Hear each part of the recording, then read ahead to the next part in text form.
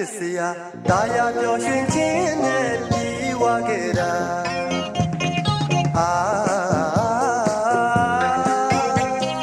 ကျိုးရမပြတ်တဲ့မြေပါ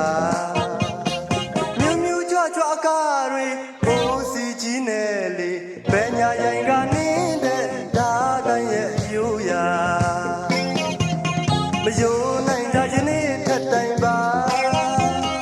စိတ်ဆိုလန်းဆန်နေတယ်ထင်းယူတော်ကြီးများရဲ့လက်ဖက်ရခင်းများရဲ့စတော်ဘယ်ရီခင်းနဲ့ရှူတိုင်းပြနေပါတဲ့ရှမ်းပြည်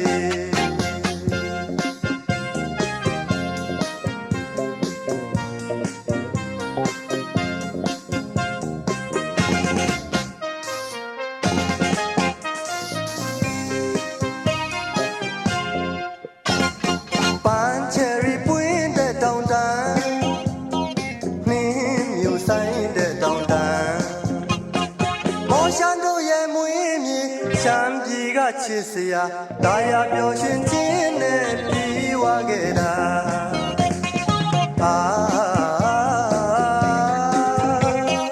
ယိုးရမပြတ်တဲ့မြေပါ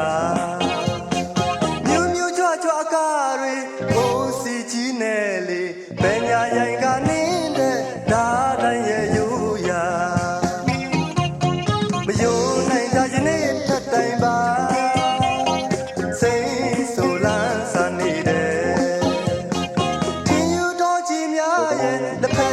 ခင်းများရဲ့စတော်ဘယ်ရီခင်းနဲ့ရှူတိုင်းလှနေပါတဲ့ရှမ်းပြည်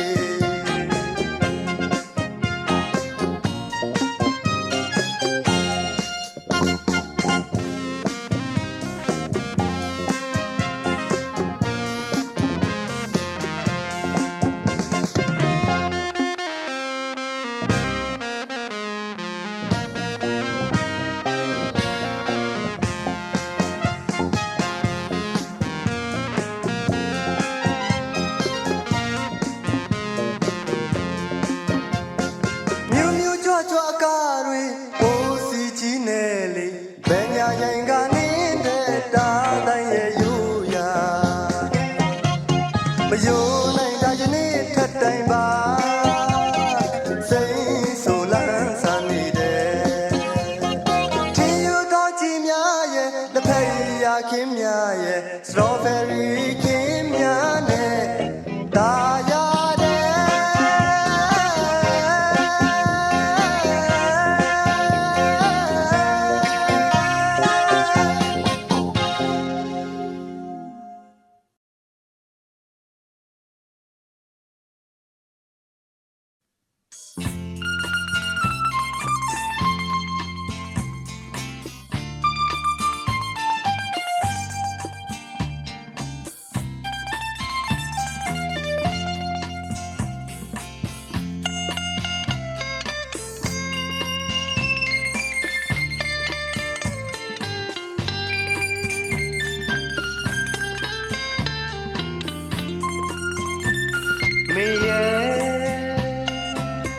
အထင်တော့မလွဲလိုက်နဲ့အောင်စားသွားမြတ်မရောက်လာခဲ့ရင်မောက်အပေါ်မှာမညိုညင်ပါနဲ့တော့အကိုတို့စစ်သားကွာချစ်သူကိုလွမ်းဖို့ရတခါတလေအချိန်တော့မပေးနိုင်ပါတော်တော်ကိုကြောကဖြတ်လို့တိုင်းကြည့်တာဝန်ထမ်းလို့ကြောဖို့ဖိတ်ကိုလွယ်ကဒါတွေကိုတောင်းပြတာကအသိဆုံးပါမေရဲ့မေးကြည့်ပါကွယ်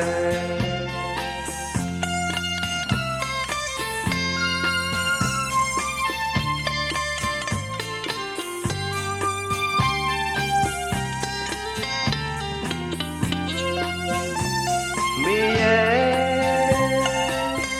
အထင်တော့မလွဲလိုက်နဲ့အောင်စာလွားများမရောက်လာခဲ့ရင်မောင်အပေါ်မှာမညိုညင်ပါနဲ့နော်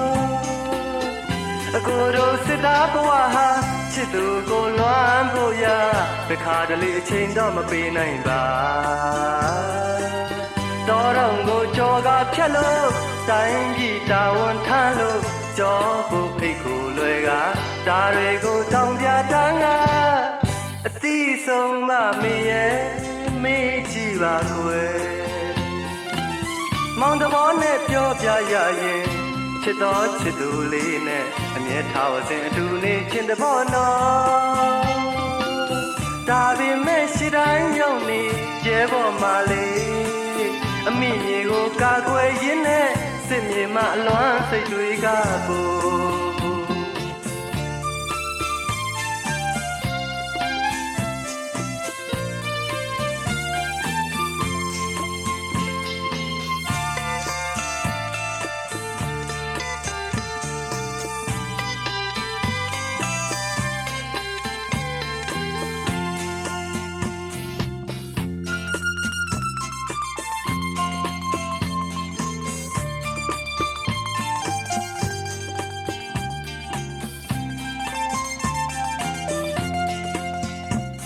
မေရဲ့အထင်တော့မလွဲလိုက်နဲ့အောင်စာလွားများမရောက်လာခဲ့ရင်မောင်အပေါ်မှာမညွန်ရင်ပါနဲ့နော်အကိုတို့စစ်သားဘဝဟာချစ်သူကိုလွမ်းဖို့ရတခါတလေအချိန်တော့မပေးနိုင်ပါတော်တော်ကိုကြော်ကားဖြတ်လို့တိုင်းကြီးတာဝန်ထမ်းလို့ကြောဖို့အိတ်ကိုလွယ်ကဒါတွေကိုတောင်းပြထားကအတိဆုံးပါမေရဲ့မေးကြည့်ပါကွယ်မောင်တမောနဲ့ပြောပြရရင်ချစ်တော်ချစ်သူလေးနဲ့အမြဲထားဝစဉ်အတူနေချင်းတဘောနော်ဒါပေမဲ့ရှိတိုင်းရောက်နေရဲပေါ်မှာလေအမိမြေကိုကာကွယ်ရင်းနဲ့စစ်မြေမှာအလွမ်းစိတ်တွေကပို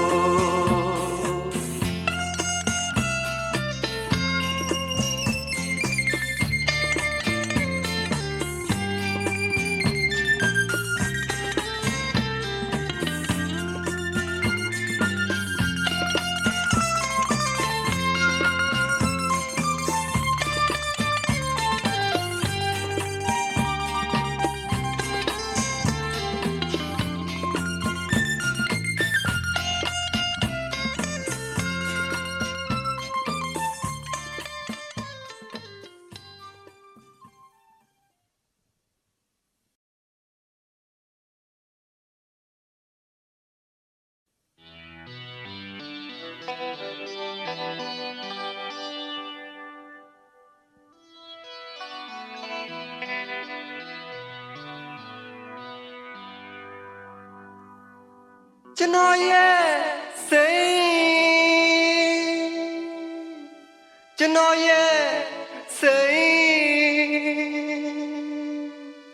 ကျွန်တော်ရဲ့စိတ်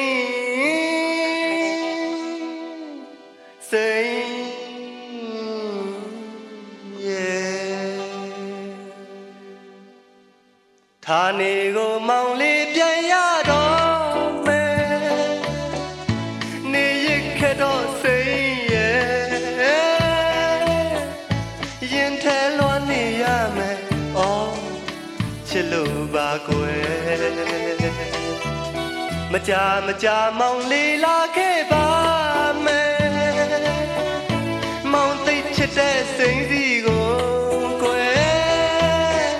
အနေဝီတဲ့အချိန်လေးရဲ့အော်လွမ်းစိတ်တွေကျွဲဒီတစ်ခါပတော့ပန်းများပွင့်ရဲ့လာခဲ့မယ်ခင်ပြိုမရဲ့အရင်ကလိုမြတ်တာများနဲ့အရင်ကလိုချစ်နေမလားကွယ်စိုးစိတ်ကကိုနေရင်တည်းဝဲ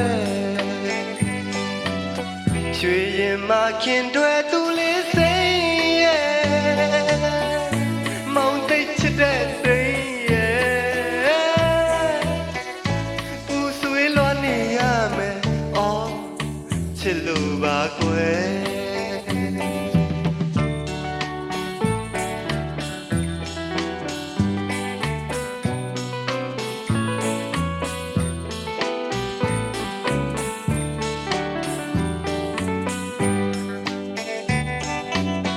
ဌာနေကိုမောင်လေးပြန်ရတော့မယ်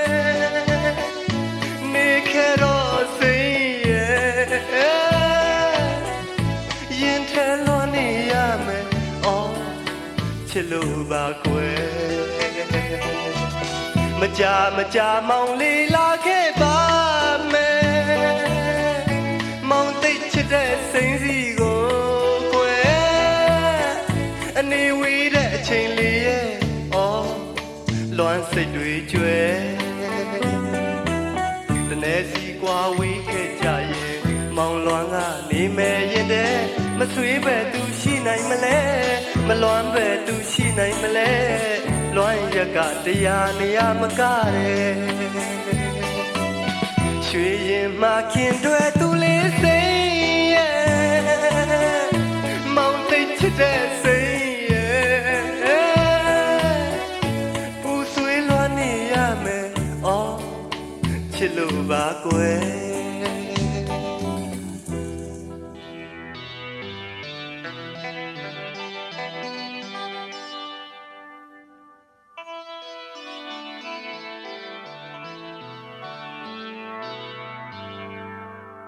ကျွန်တော်ရဲ့စိတ်ကျွန်တော်ရဲ့စိတ်ကျွန်တော်ရဲ့စိတ်စိတ် yeah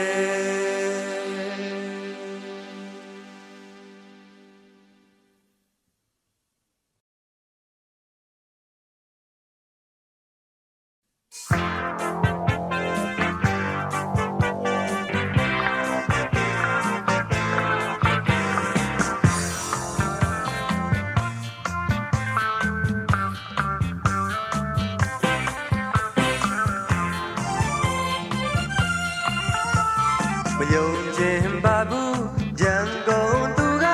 ချောလှလို့နဲ့ဆိုဒီသတည်းလေးများချမိလာခဲ့ကျွန်တော်ရင်ခွင်လေးခုံအဟုတ်တကယ်ကိုချောရဲ့လားအဟုတ်တကယ်ကိုလှရဲ့လားကိုတွေ့သိဖို့တောင်းပေါ်သားကျွန်တော်မြေပြန်လို့ခရီးရန်ကုန်ကိုတဲ့အလဲတစ်ခေါက်တော့ရောက်လာ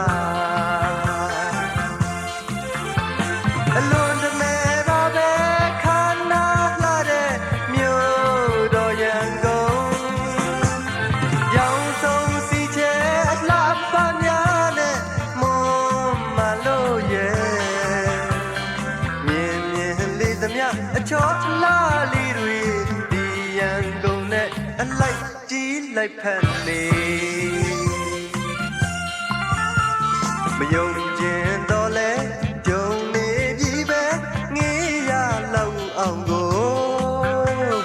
စိတ်ကူးအတွေ့ထဲမှန်ခဲ့သည်ထက်အစတရားကိုခဲ့သလို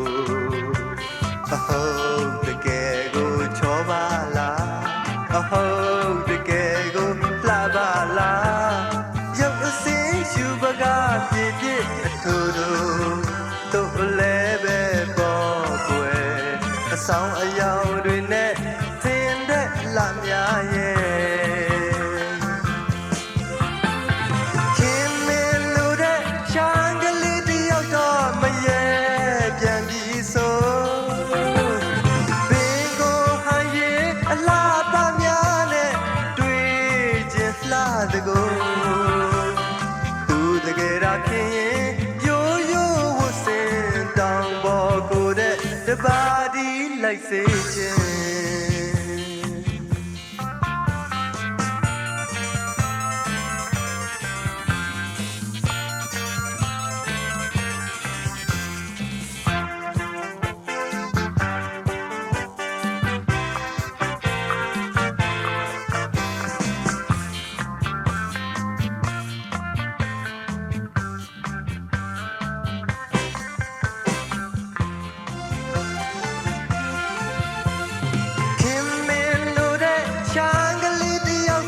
မရဲပြန်ပြီးဆိုဘင်ကိုဟန်ရင်အလားပါများနဲ့တွေ့ချင်းလှတဲ့ကိုသူတကယ်သာခင်ရင်ရိုးရိုးဝတ်စင်တောင်ပေါ်ကိုတဲ့တပါးဒီလိုက်စေခြင်း ယုံကျင်ပါဘူးပြန်ကုန်သူကချောလှလွန်နေဆိုဒီတည်လေးများချမိလာခဲ့ကျွန်တော်ရင်ခွင်လေးခုအဟုတ်တကယ်ကိုချောရဲ့လားအဟုတ်တကယ်ကိုလှရဲ့လားကိုတွေ့ပြီးဖို့တောင်းပေါ်သားကျွန်တော်မြေပြတ်တော့ခရီးနေကြံကုန်ကိုတဲ့အလဲတစ်ခေါက်တော့ရောက်လာအလွန်တမဲပါပဲခန္ဓာလာတဲ့မြို့တော်ရန်ကုန်ရောင်စုံစီချဲအလားပါများနဲ့မွန်မလို့ရဲ့မြင်မြင်လေးသမျှအချောအလားလေးတွေဒီရန်ကုန်နဲ့အလိုက်ကြီးလိုက်ဖက်နေ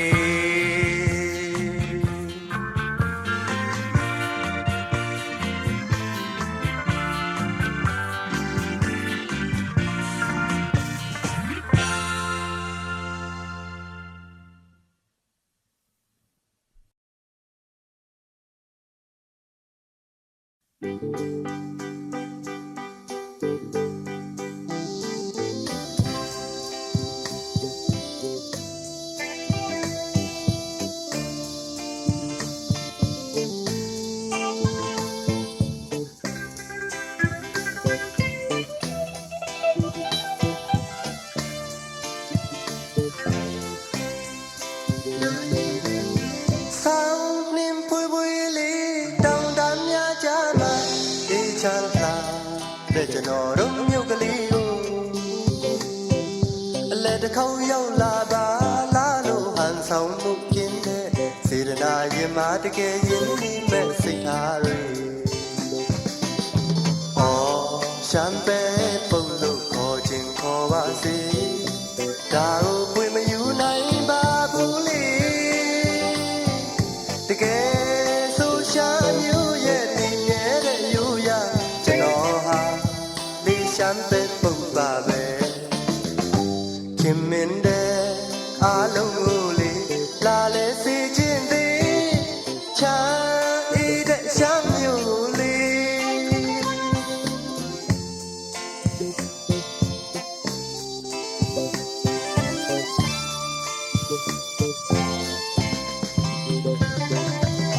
ရှမ်းတီးတဲ့ချင်းလေးလဲ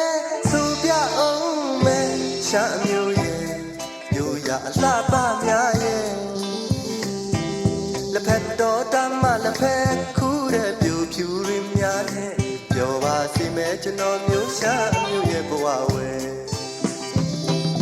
အော်ရှမ်းပဲပုံလို့ခေါ်ခြင်းခေါ်ပါစေဒါကိုပွင့်မယူနိုင်ပါဘူးလေတကယ်ဆိုရှမ်းမျိုးရဲ့တည်မြဲတဲ့ယူရကျွန်တော်ဟာ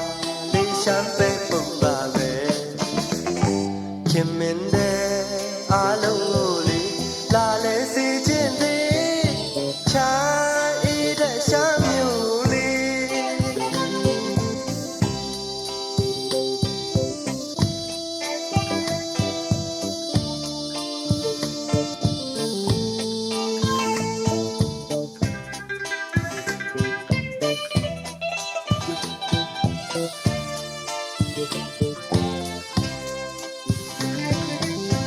ဆောင်းနှင်းဖွေးဖွေးလေးတောင်တများကြမှာအေးချမ်းသာတဲ့ကျွန်တော်တို့မြို့ကလေးကိုအလဲတစ်ခေါက်ရောက်လာပါလားလို့ဟန်ဆောင်မှုကင်းတဲ့စေတနာရင်မတကယ်ရင်နေမဲ့တို့ရှမ်းမေအော်ရှမ်းပဲပုံလို့ခေါ်ခြင်းခေါ်ပါစေဒါကိုပွင့်မယူနိုင်ပါဘူးလေတကယ်ဆိုရှမ်းမျိုးရဲ့ဒီမြဲတဲ့ယူရကျွန်တော်ဟာလေးရှမ်းပဲပုံပါပဲခင်မင်းတဲ့အားလုံးကိုလေလာလဲစီခြင်းသေးချမ်းဤတဲ့ရှမ်းမျိုးလေး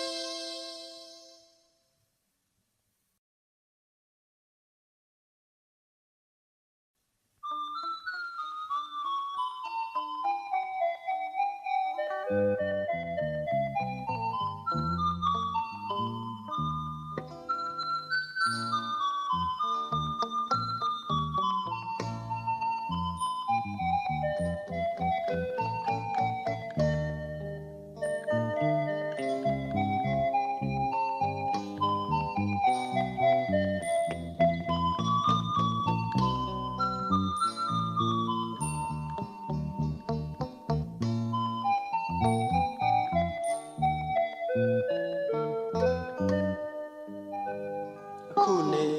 ခါမလေးအသက်အရွယ်ကြီးရင်တော့လေမွေးရမြေကိုတစ်ခေါက်တလေရောက်ချင်သေး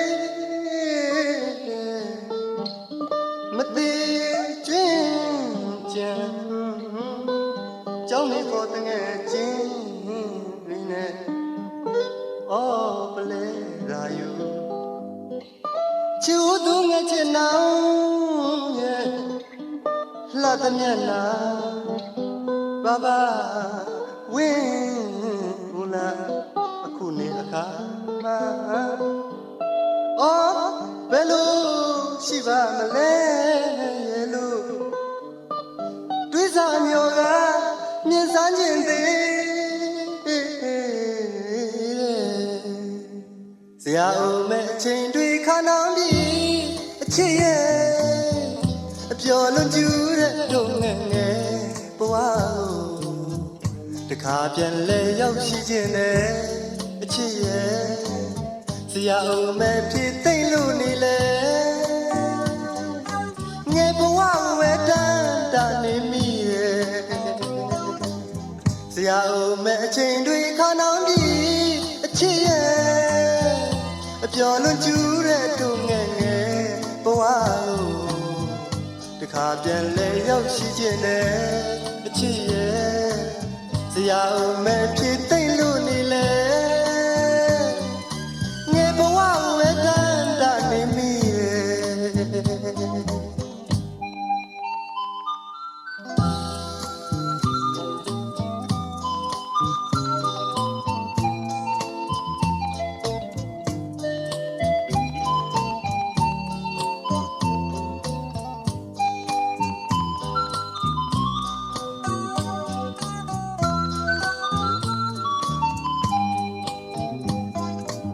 ဆရာဦးမဲ့အချိန်တွေခါနောင်ပြီးအချစ်ရဲ့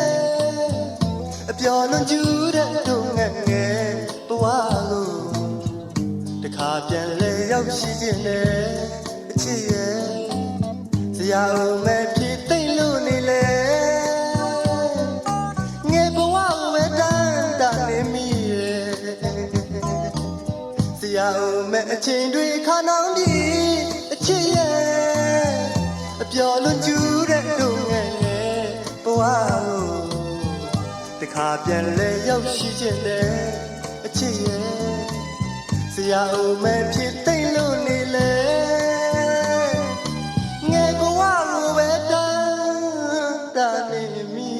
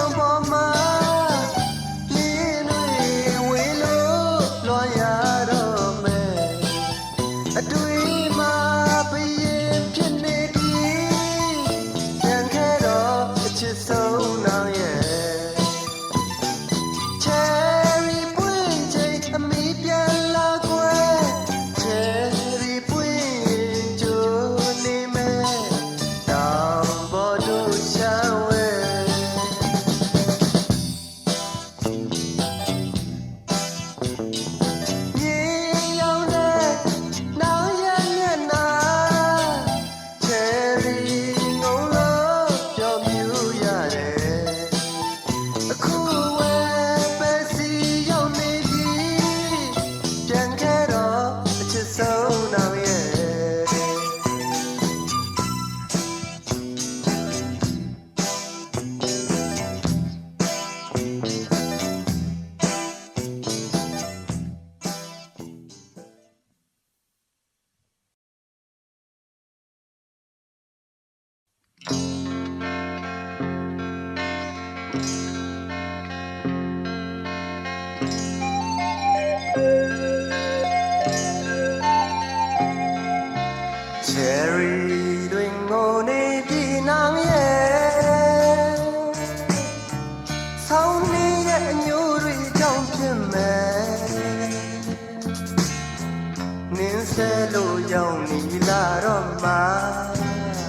အငိုတိတ်နိုင်မယ်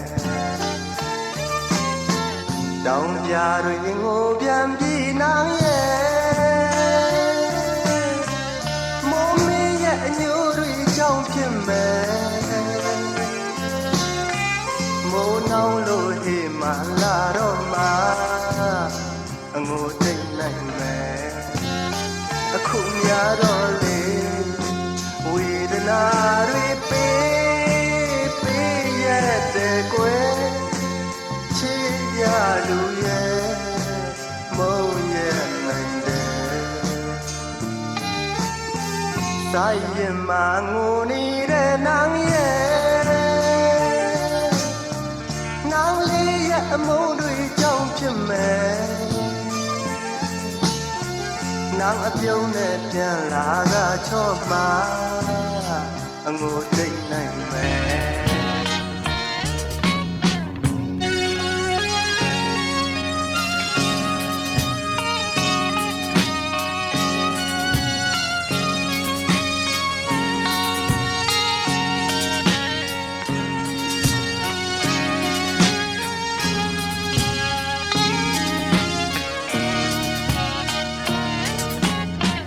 มองอ่อนหอมหอมก็กี่มายาวห้องยามในน้องสมีอิ่มเลยโดยตั้งเลยอำหันดีเสือใจกับนางอ่อนยาวเนื้อมาหูเจอปีไม่หมดยาวห้องนางน้องมาปันต่างไม่เจอความหักน้องอำจางเลยยินยาวอ่อนน้องอ่อนเอ่ยก็นางว่าอำปันปีไม่จอมเฮ็ดเลยต่อตายย้ำในก็สั่งเลยจังใจกว่าไหนลงหมอกอันปีปันไว้นางนั้นพอนางสำว่าอัมมีกาขันใจโกนพานอนเดต่างเฮ็ดคือน้องนางอ่อนเอ่ย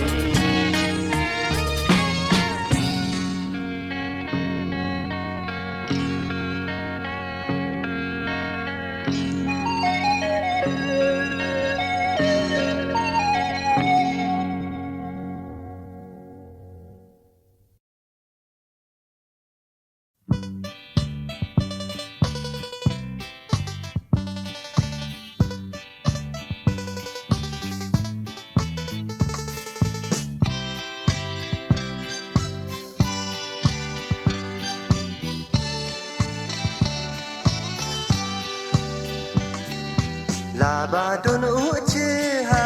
ပြောဖို့ကောင်းပါရဲ့အမုန်းဆိုတာကိုအတိတ်ပဲပေါ်လို့မရခဲ့တယ်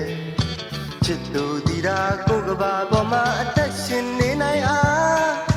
ဟန်ဒီပေးမဲ့တကိုရှင်တကယ်လေးလားထင်မှားခဲ့ရာဘဝလေးပြတ်ခဲ့ပြီချစ်ချင်းရဲ့တခြားတစ်ဖက်ဟာဒီလိုလားပြန်လဲဆုံးစီဖို့တော့ထပ်ပြင်းမတွေ့ပါနဲ့မဖြစ်နိုင်တာတွေအတိတ်မှာကြံရစ်ခဲ့တော့ကွယ်ဦးစာ စားကံကိုအပြစ်ရှာရင်လဲမထူပါအချင်းနေဟာနောင်ဘဝရှိလဲထပ်မကြုံခြင်းပါပြီကဘာချခဲ့ရင်ကိုပြီးကောင်းလိမ့်မယ်သူလဲရောက်တဲ့အရက်မှာပြောသလိုနေတတ်မှတစ်ချိန်တည်းပွင့်တဲ့ပိုင်းရဲ့ကြွေရစောခဲ့ပြီအချစ်ကလေးတစ်ချက်အတွက်အဆွေးပူနေရင်လဲဘုံမထူတော့ပြီအားလုံးမေ့လိုက်မယ်တို့များရောက်တဲ့အရက်မှာပြောသလိုနေ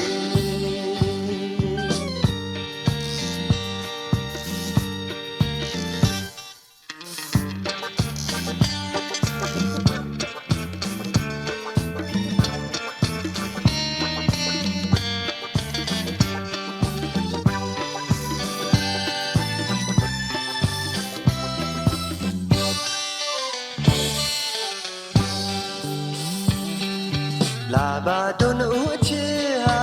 ပျော်ဖို့ကောင်းပါရဲ့အမုန်းဆိုတာကိုအတိတ်ပဲဖော်လို့မရခဲ့တဲ့ချစ်သူဒီသာကိုကဘာပေါ်မှာအသက်ရှင်နေနိုင်အားဖန်တီးပေးမဲ့တကိုရှင်တကယ်လေးလားထင်မှားခဲ့ရ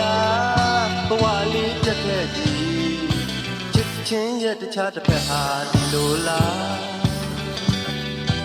ပြန်လဲဆုံးစီဖို့တော့ထပ်ပြီးမတွေ့ပါနဲ့မဖြစ်နိုင်တာတွေအတိတ်မှာကြံရစ်ခဲ့တော့ကွယ်ပူဇာကံကိုအပြစ်ရှာရင်လဲမထူပါအချင်းနေဟာနောင်ဘဝရှိလဲထပ်မကြုံခြင်းပါပြီကဘာချခဲ့ရင်ပိုပြီးကောင်းလိမ့်မယ်သူလဲရောက်တဲ့အရက်မှာပြောသလိုနေတတ်မှတစ်ချိန်နဲ့ပွင့်တဲ့ပိုင်းရဲ့ကြွေရစောခဲ့ပြီအချစ်ကလေးတစ်ချက်အတွက်တွေ့ဖို့နေရင်လဲဘုံမထူတော့ပြီအားလုံးမေ့လိုက်မယ်တို့များရောက်တဲ့အရက်မှာပြောသလိုနေ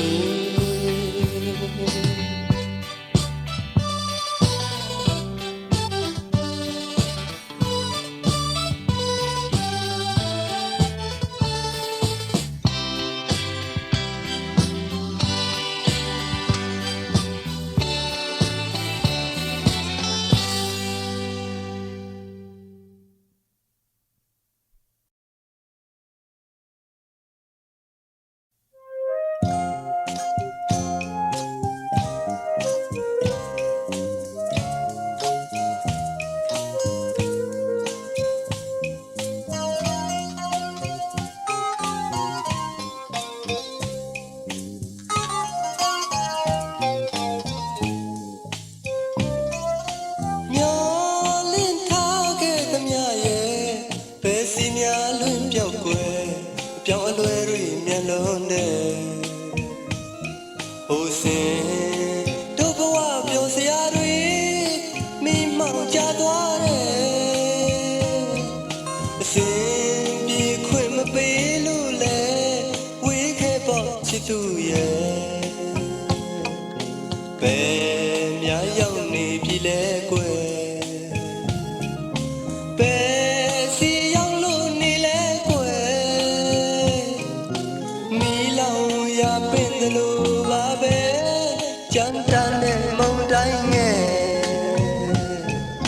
ချိုးနောင်ခံဘဝချစ်သူရဲ့မင်းလည်းတတိယနေလေးမဲ့ချစ်တိုင်းမညာတဲ့ဒီဘဝဝဲတကောင်ရန်ထညက်နဲ့တော်လေမနဲ့ဖမ်းမရှိဘူးကွယ်တနာရိပ်မှာချစ်ရဲ့မထင်လဲဖြစ်ခဲ့ကြတယ်ကံကြမ္မာရဲ့အဆုံးအဖြတ်ဝဲဒုက္ခကိုကြုံခဲ့တယ်ဟိုစင်အချစ်သစ္စာတွေရဲ့မျက်ရည်ဖြစ်သွားတယ်မဆိုင်ရာကိုတွေးလို့လဲဆွေးရပေါ့ချစ်သူရဲ့ဘဝမှုကိုအားငယ်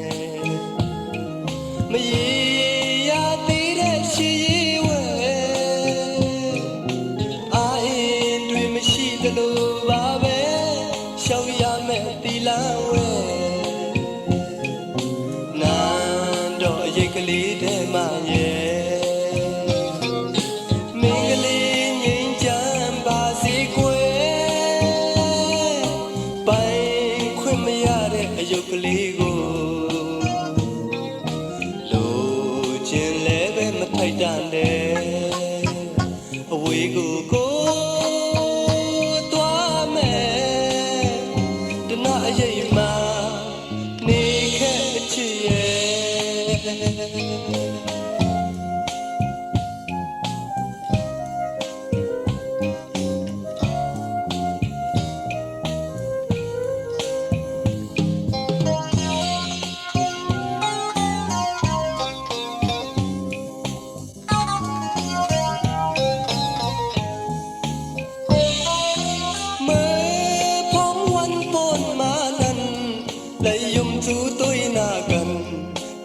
มันปนมานั้นสุลาตั้งพักอ่อนน้องนางเหมือนนั่งน้ำขี้ใสต่อถึงน้ำขี้ไปแห้งตั้งพักน้องเตรียมหายจองต้องความมันลาดไว้จองสู่ต้องความลาดไว้ไปแห่งคืนยังตึกไล่ลงอยู่ต่างหักสู่นางเตือนมันถึงตาเลิกเกี่ยวตานั้นสั่งจู่น้องนางเปมานำวายลังลืมใจเอากว่าไหนน้องจองต้อง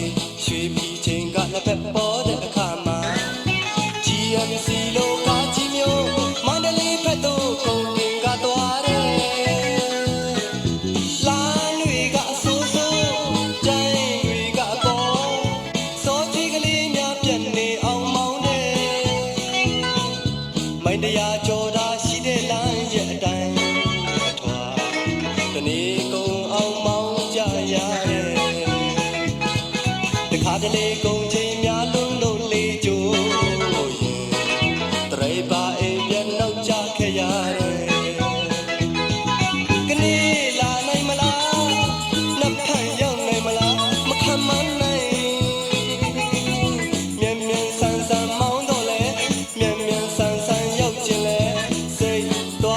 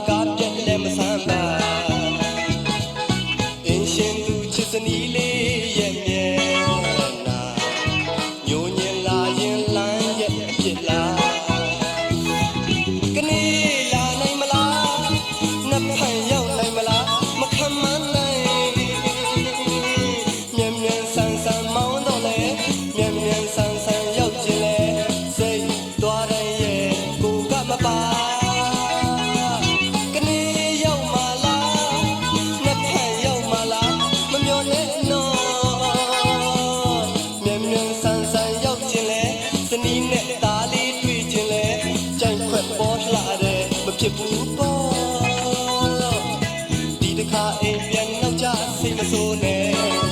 နော်ရေပူမာတော့တညနာအောင်မပေါ်အိုးမြောက်ပိုင်းလမ်းမူစံနှံခမ်းလမ်းအော်မြောက်ပိုင်းလမ်းအိုးမြောက်ပိုင်းလမ်းမူစံနှံခမ်းလမ်း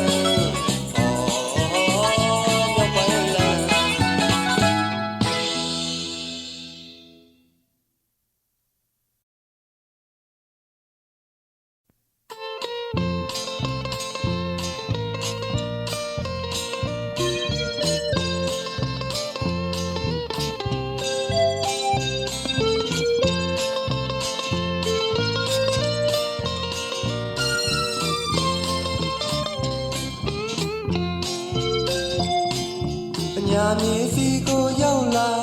ကျွန်တော်ဟာတောင်ပေါ်သားပါပညာသင်နေမှမြို့တက္ကသိုလ်မှာကြုံလာဆုံးလာတနေ့မှာခင်မင်သားရိစကအညာသူရဲ့ကျင်နာတတ်တဲ့သူအပြုံးမျက်နှာရိုးသားလာတဲ့ရှမ်းကလေးစားတဲ့ထမင်းဆန်ကောင်းရင်ရှင်းရှင်းပြောတတ်တာတို့ရှမ်းပဲအညာတို့ရဲ့တောင်ပေါ်မြေမှာပဲပုတ်စားနိုင်ရင်လိုက်ခဲ့ပါမြင်စေခြင်းနဲ့ရိုးရာတင်စေခြင်းနဲ့ရှမ်းစာတောင်ပေါ်မြေစီလိုက်ခဲ့စမ်းပါလားအချိန်ကအိမ်ပြန်ရမယ်အကိုဟာတောင်ပေါ်သားပါအချင်းနာတွေပြန်ခါနီးမှနေဆုံးဖြတ်ပါ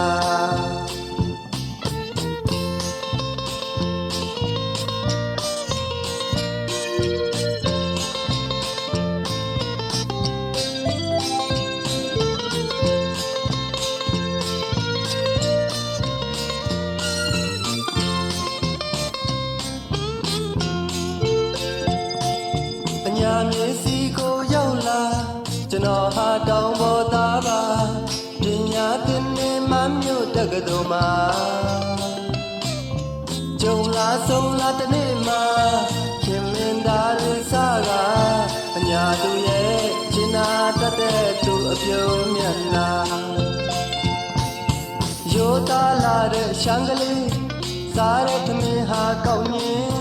ရှင်းရှင်းပြောတတ်တာတို့ရှမ်းပဲအညာသူရဲ့တောင်ပေါ်မြေမှာပဲပုံစားနိုင်ရင်လိုက်ခဲ့ပါမြင်စေခြင်းနဲ့ရိုးရာတင်စေခြင်းနဲ့ရှမ်းစာတောင်ပေါ်မြေစီလိုက်ခဲ့စမ်းပါလားအချိန်တန်အိမ်ပြန်ရမယ်အကိုဟာတောင်ပေါ်သားပါအချင်းနာတွေပြန်ခါနီးမှနေဆုံးဖြတ်ပါအချင်းနာတွေပြန်ခါနီးမှနေဆုံးဖြတ်ပါ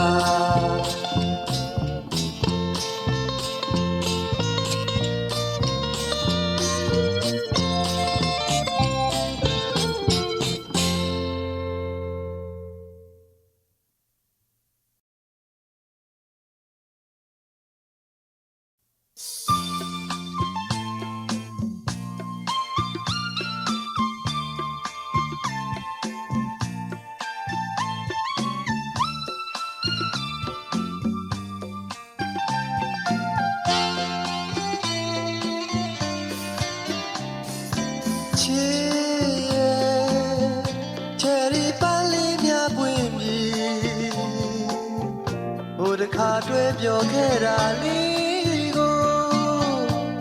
အောင်မေနေသလိုအလွမ်းဖို့ချယ်ရီပန်းလေးများလဲငိုငွေမုံနှင်းမြူမျက်ရည်ဝဲနှလို့အသက်မျက်ရည်လေးဆိုရွှေကင်းမရမောင်းလာ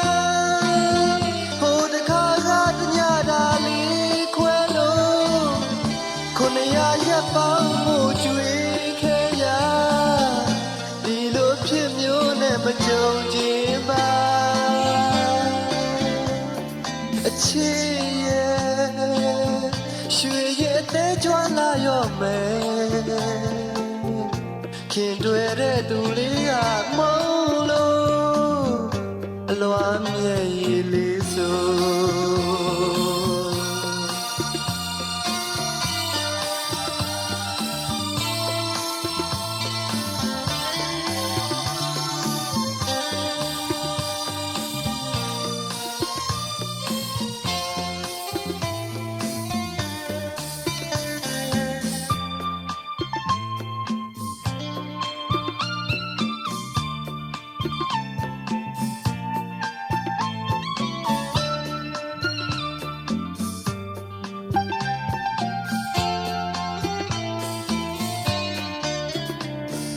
ချီချယ်ရီပန်းလေးများပွင့်ပြီဟိုတခါတွေ့ပြောခဲ့တာလေးကိုအောင်းမေ့နေသလိုအလွမ်းပေါ်ချယ်ရီပန်းလေးများလဲငိုငွေမုံနေမြူမြက်ရေဝဲသလိုအသက်မြဲရေလေးရွှေကိန်းနေရမောင်းနှံဟိုတခါကညတာလေးခွဲလို့ခုနရရက်ပေါင်းမှုကျွေခဲ့ရဒီလိုဖြစ်မျိုးနဲ့မကြုံချင်ပါအချီရဲ့ရွှေရဲ့တဲကြွလာရော့မယ်ခင်တွေ့တဲ့သူလေးကမုန်းလို့အလွမ်းမြဲရည်လေးဆို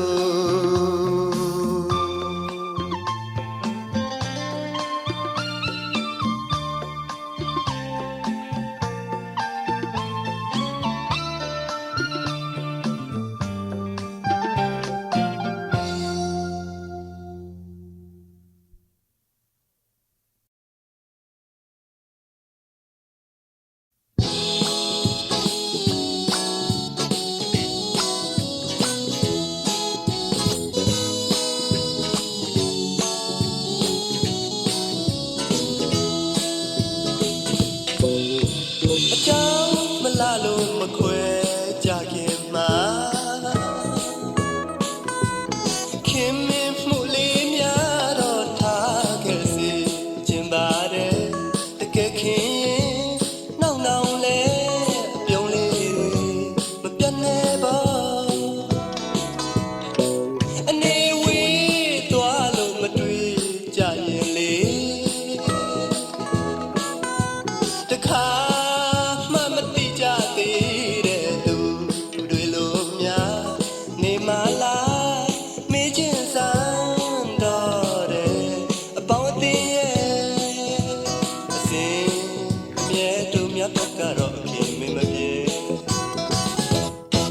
နာနေသူလေးချစ်တဲ့တို့များအနေဝေးရင်လဲအပြုံးချင်းဖလဲမမုံစရံကွယ်စားတဲ့ဖို့တော့မမေ့နဲ့တော့ကွယ်မျောသူမောရမယ်အဖြစ်ကိုညာတာရင်စာနာရင်ခွာပြေးမသွားနဲ့ကွယ်အချစ်ကလေးရဲ့တို့နှစ်ဦးပဲလောက်ဝေးဝေးချင်နေမယ်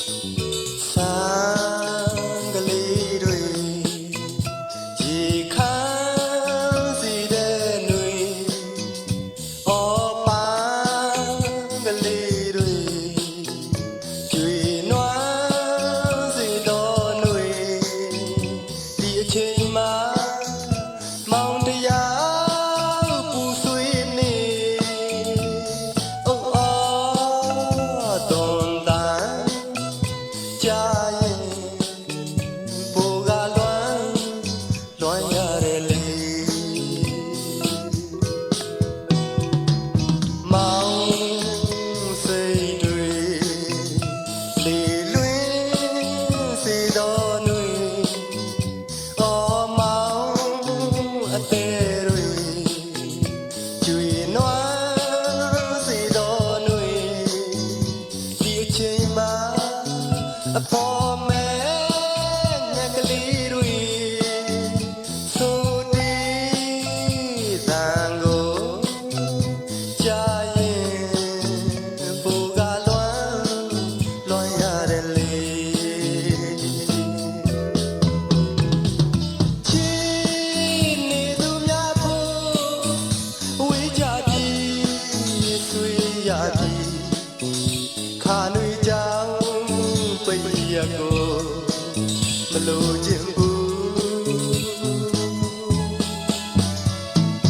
ဝေးနေသူများအဖို့ဆွေးရပြီလွမ်းရပြီခါနွေကြောင်ပိတ်ရကိုမလို့ခြင်းဘူးလေ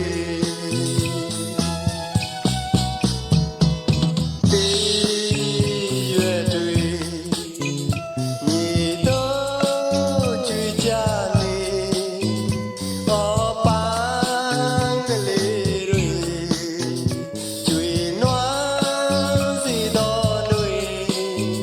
ဒီအချိန်မှာအဖော်ကွယ်သူအဖို့မှာဘူးဆွေစရာတွေ